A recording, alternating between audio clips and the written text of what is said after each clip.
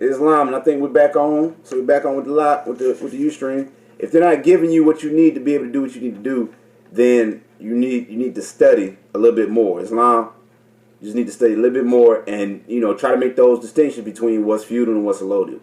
So last thing I'm gonna read here: anarchy is the absence of or distortion of any kind of political authority, and this is how you can recognize it.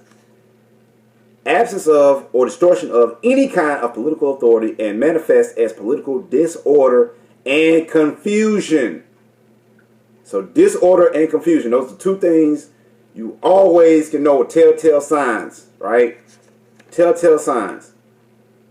Thus, anarchy is a violation and disengagement from any cohering principle as a common standard or purpose. And this is the political and social condition of the past and present governments operating in monopolistic form in the United States of North America. So this is what they've been doing. They've been promoting anarchy.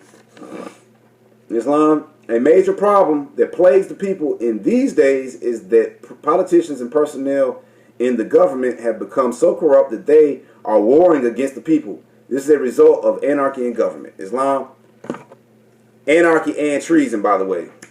Somebody in the chat. So it's 8:13. We got about 15 minutes left. I'm just gonna kind of close it there. I know I said I was gonna get to the other definitions, but I'll tell them to you, and you guys can look them up on your own. And if you really want to talk about them, hit me in the chat or in the message box. Get at me on the active space, and we can go in depth later next week. I'll touch on them. But change of venue was another word. That's on page 293 if you got Black's Law 4th. Codex, page 324 if you got Black's Law 4th. And I was going to make a note. If you're looking at subsection, which I was going to come out of the Civil Procedure book today, a little Civil Procedure handbook. And this is 3rd edition. 2013. You guys can probably find it on Amazon for pretty cheap. But 1444, subsection 1444, and this falls under 28 USC, United States Code, and all that good stuff. Part A and B, subsection 1 and 2.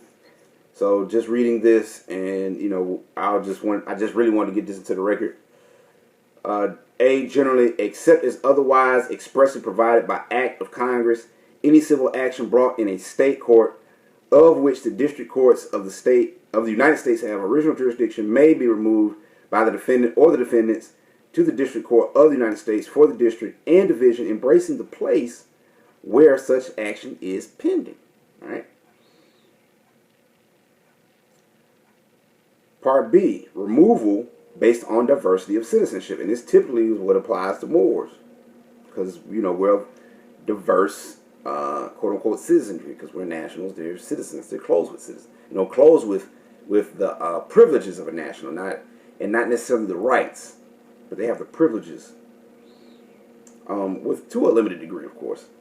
Number 1, in determining whether a civil action is removable on the basis of the jurisdiction under section 1332A of this title, the citizenship of defendants sued under fictitious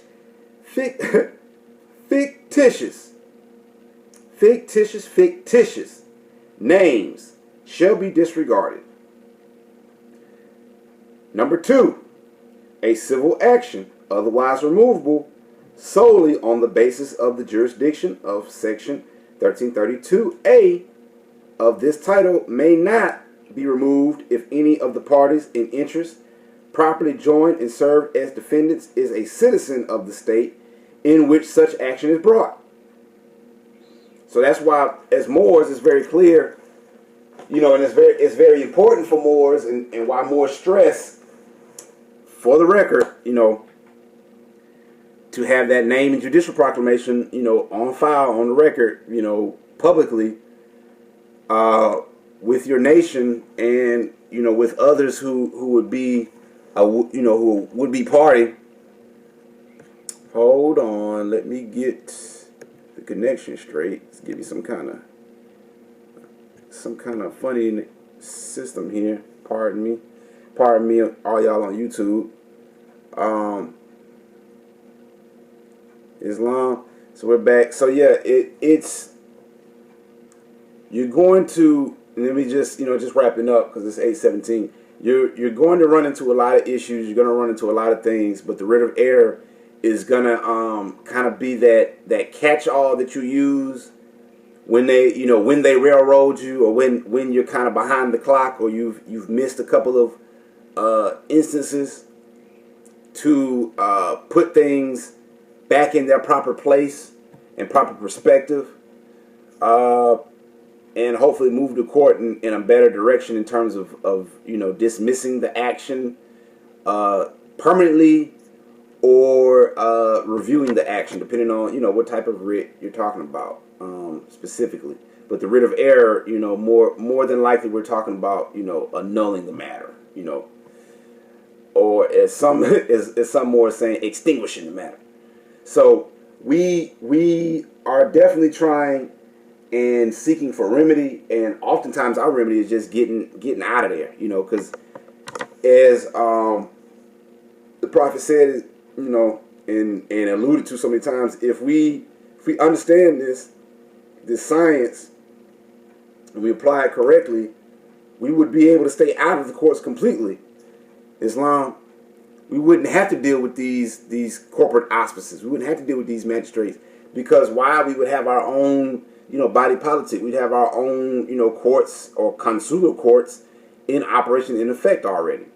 But because of COINTELPRO and because a lot of people sold out, we're a little behind on some things, and until such other things get put in place, we're just going to have to make do on an individual level, Islam, as we have done and as we will continue to do. So nothing is new on that note. But with it being 8:19, I just wanted to give thanks in all honesty to the Prophet, of course, for this being able to even happen in these days and times, because he's definitely our prophet here in Northwest Amexem. If you don't know, look up some of the works that he did, look up his literature, read it, and let that be your guide. Don't follow New Najee. Don't listen to what I'm saying. Go see what he did. I can't even really talk about what the prophet did enough, in my opinion, but because it really has helped me, in my experiences, and I'm speaking just out of personal experience now. And this is before I even had my quote unquote nationality ID or anything of the sort. Before I had any paperwork or any of that, I was just a regular quote unquote sleepy-headed Moor, thinking I was a Negro, black or colored, African American or whatever, thinking all that stuff applied to me.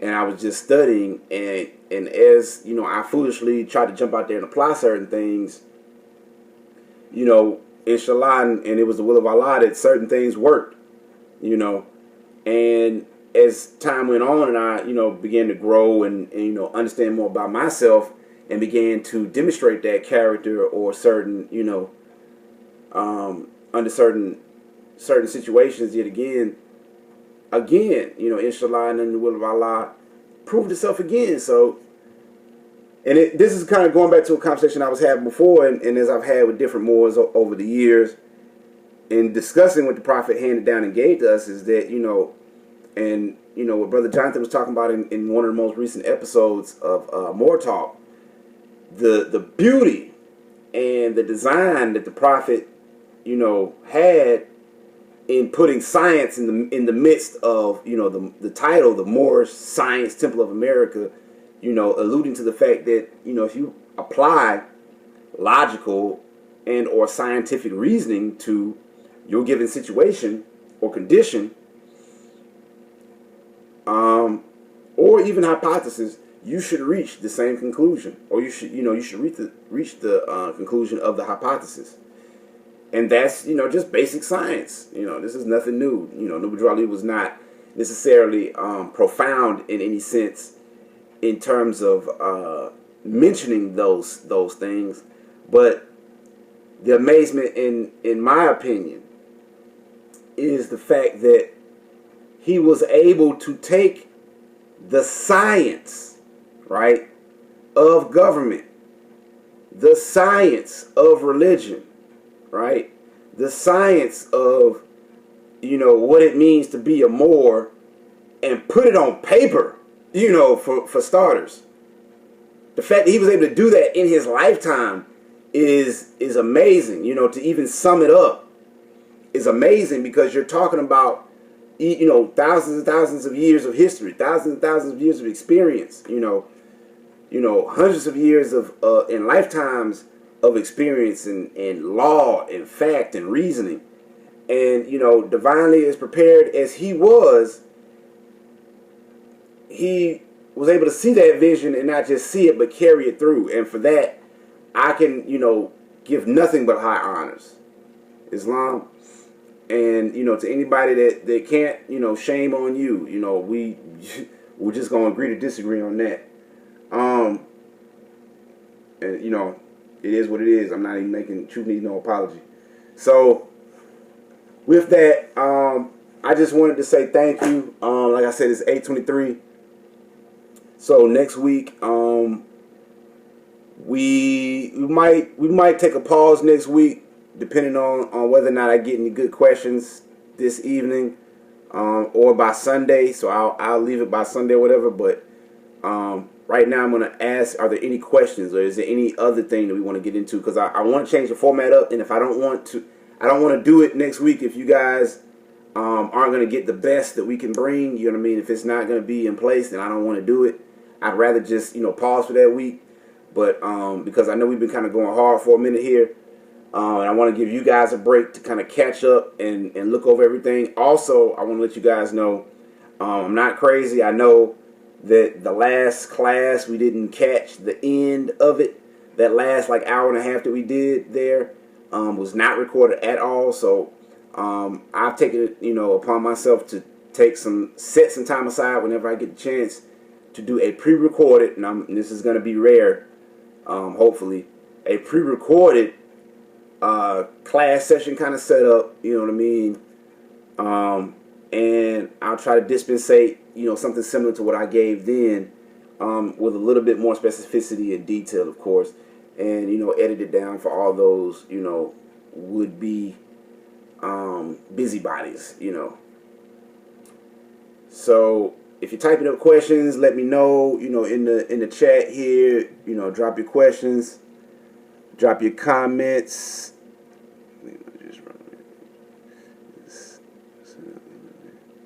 Islam. So in the chat, they said, thank you very much. You have inspired me to complete my judicial proclamation and name correction, and it was sent out this Monday, so thank you for your inspiration. Islam, hey, really, that's the type of stuff that, you know what I mean, would bring a tear to my ear if I could cry in this instant, you know what I mean? But I'm just so excited.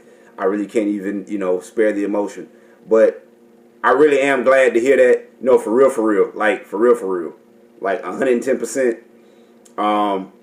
Because the name Judicial Proclamation, right, if you haven't figured it out yet, that's going to be the basis of activating, right, your ability to do anything. You know what I mean?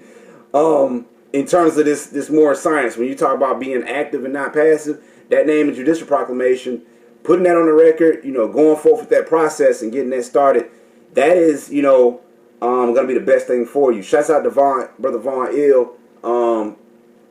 I saw your question out there in chat, if I understood it correctly, and I wanted to kind of address that. When you're producing your writs, right, you can get a printer, right, a regular printer, any printer that handles legal size, you know, paper, and print your writs on that paper. Of course, it needs to be, you know, legal size, and I want to say it's like, and, you know, don't beat me up if I'm wrong, but it's like 8.4, whatever, by 11, I think, you know, whatever legal size measurements are, you know, go look it up. Don't quote me on that. Because I'm horrible with numbers and stuff, man. I go through too much. But if you're dealing with, you know, trying to get your writs out, yeah, it is 8.5 by 14. My bad, not 11. So 8.5 by 14. is standard legal documentation and length, right? I didn't want to jump over there and waste time trying to look for it and all of that good stuff. But yeah, standard legal size. If it can handle that, length, then get you a nice little printer or whatever. Get you, stay stocked up on some ink, and do it that way until you need to do something big, and then just make copies, really, because you don't want to waste your ink trying to make copies for other folks' stuff. You know what I mean? Because people will do that. Trust and believe. If you're the only one with a printer on the block, people will be like, oh, for the nation or whatever. Nah, at cost, brother. Standard is typically whatever you need to get, depending on what quality of paper you're dealing with.